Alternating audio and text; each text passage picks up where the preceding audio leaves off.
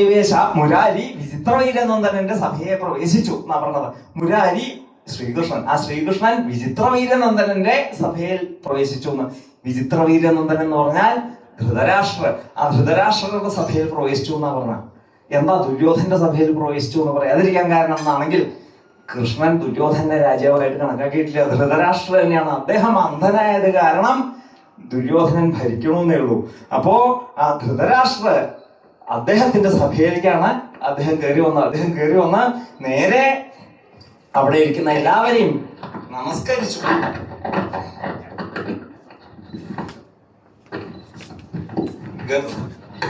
ഗാംഗേയൻ മുഖ്യനായിട്ടുള്ളവരെ എല്ലാവരെയും നമസ്കരിച്ചു.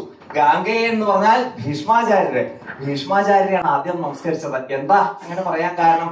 സംശയമൊന്നുമില്ല, കൗരവ സഭയില് ഏറ്റവും കേമനായിട്ടുള്ള ആളാരാ? ഭീഷ്മരനെയാണ്, സംശയമൊന്നുമില്ല. അദ്ദേഹത്തിന് ഭരണം വേണ്ട, രാജാവ് ആവണ്ട എന്ന് പറഞ്ഞുകൊണ്ട് മാത്രമാണ് മറ്റുള്ളവർക്ക് അത് തരായത്.